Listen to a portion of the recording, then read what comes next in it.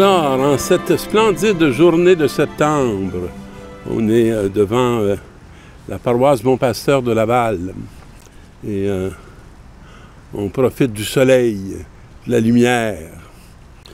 Et on profite aussi d'une parole. Le premier texte proposé, c'est Isaïe. Dites aux gens qui s'affolent. Ben, le mot affole, moi, ça résonne assez dans mes oreilles parce que je sens qu'on est dans un temps où beaucoup de monde s'affole. Pas nécessairement pour les mêmes raisons, mais c'est un monde qui est inquiet, qui est angoissé. D'autres essaient de se rassurer certains veulent se rassurer par le plaisir. D'autres deviennent un peu des prophètes de malheur. D'autres sont un peu à la surface. Alors, il y a mille et une façons de fuir et de sortir de la réalité, de s'en couper. Mais Isaïe va lui appeler l'espérance dans son peuple. Prenez courage, ne craignez pas. Bon, alors ça, c'est pour nous.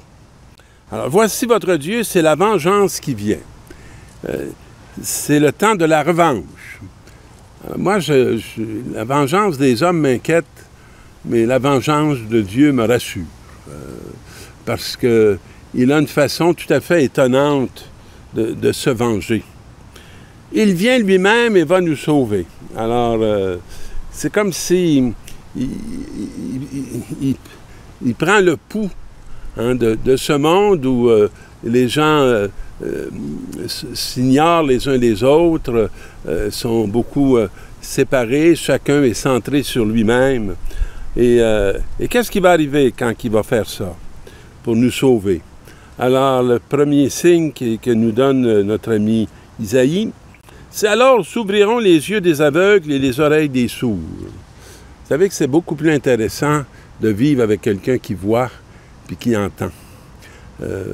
Et là, je ne parle pas de la vision juste physique ou de l'oreille uniquement physique. Comprendre ce que l'autre nous dit. Avoir une parole à partager avec l'autre. Alors, le boiteux bondira comme un cerf. On sent toute la vitalité et la jeunesse. Je dirais, le cerf qui part rapidement, mais où on sent toute son énergie à bouger. Et la bouche du muet criera de joie. Alors, moi, j'ai hâte que nos nouvelles sur les réseaux sociaux ou sur les écrans soient des cris de joie. On entend beaucoup de cris, mais ils n'ont pas nécessairement cette caractéristique d'être des cris de joie. Et nous, comme chrétiens, est-ce qu'on crie de joie? Est-ce qu'on est reconnaissant de ce que Dieu est en train d'accomplir en notre faveur, pour nous? L'eau jaillira dans le désert. Avec tous les problèmes climatiques qu'on a, on sent que parfois, ils jaillissent à la mauvaise place. Mais dans ce texte-là, elles vont jaillir là où il en manque. Des torrents dans les terres arides. Dieu sait qu'en Terre sainte ou dans ce pays, la terre peut être facilement sèche, sec. Le pays torride se changera en lac. Alors, c'est comme paradisiaque. Et la terre de la soif en eau jaillissante. Alors, nous aussi, on a besoin de cette eau jaillissante.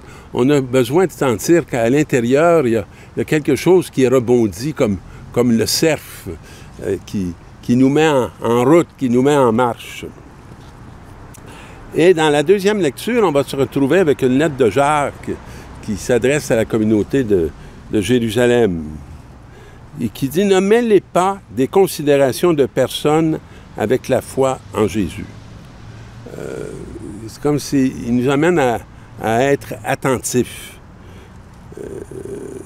Imaginons que dans votre assemblée arrive en même temps un homme aux vêtements rutilants portant des bagues en or et un homme pauvre aux vêtements sales. Alors là, le contraste est clair. Hein? On ne peut pas passer à côté. Alors, vous vous tournez vers l'homme qui porte des vêtements rutilants et vous dites, prends ce siège et installe-toi bien. Et vous dites aux pauvres, toi, reste là debout. On sent déjà tout le mépris. Mais aussi toute la superficialité. Hein? On regarde avec des yeux qui sont biaisés, qui sont favorables pour l'un, puis défavorables pour l'autre, à cause d'une réalité tout à fait extérieure. Alors, assis-toi par terre à mes pieds. Hein? Alors, il ne mérite même pas un siège. Alors, agir ainsi, n'est-ce pas faire des différences entre vous et juger selon de fausses valeurs? Alors, est-ce que nos appréciations sont justes, sont ajustées à la vérité puis à la réalité de la personne avec laquelle on se retrouve? Écoutez, mes frères bien-aimés, Dieu n'a-t-il pas choisi ceux qui sont pauvres aux yeux du monde? Alors il ajoute un critère à notre regard et il nous fait dire qui Dieu a choisi. Hein? Les riches de ce monde ou les pauvres de ce monde, pour qu'il soit clair que ce qui est accompli ne vient pas de nous, mais vient de lui, avec la grâce du petit. Il les a fait riches de la foi, les a fait héritiers du royaume qu'il a promis à ceux qui l'auront aimé. Alors nous qui cherchons le royaume, on sait très bien où on risque de le trouver. On peut se perdre très facilement dans la richesse, mais on peut trouver une voie qui nous est inconnue, en nous approchant avec le Seigneur des pauvres vers lesquels il nous envoie. Et dans l'Évangile, Jésus va reprendre un signe qui nous a été cité dans le texte d'Isaïe, le premier. Alors, il prend la direction du lac de Galilée et en plein territoire de la Décapole, on lui emmène un sourd.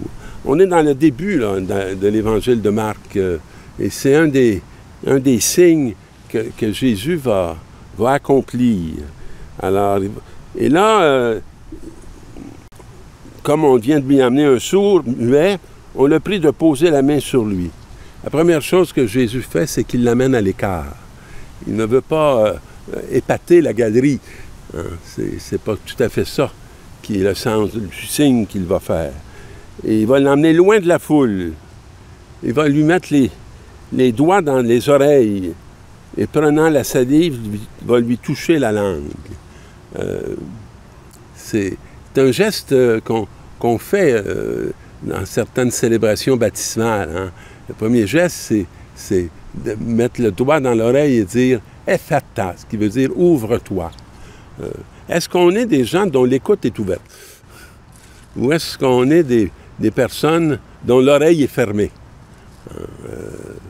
Et comme elle n'entend pas, ben, elle ne peut pas proclamer ce qui est dit.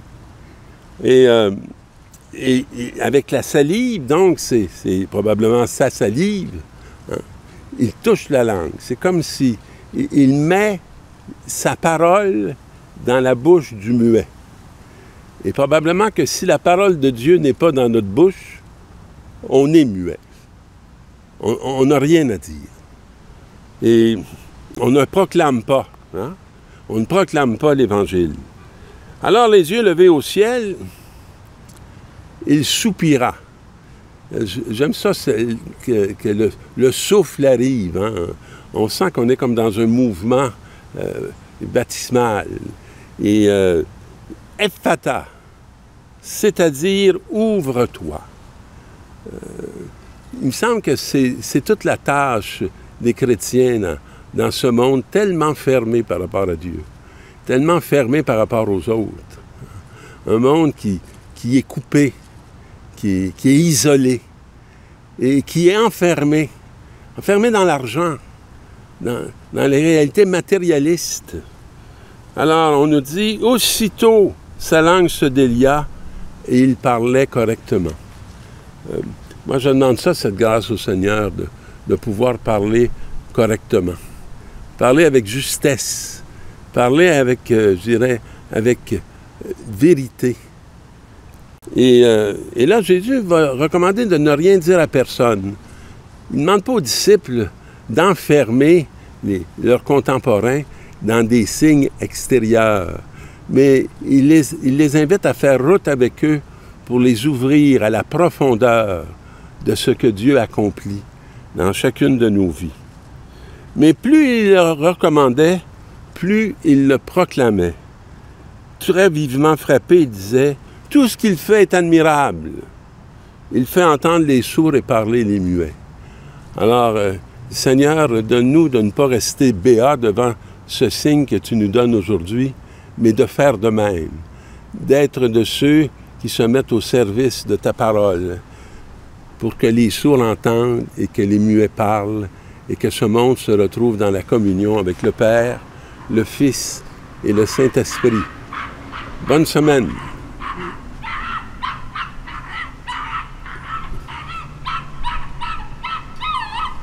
Alors, même les chiens acclament.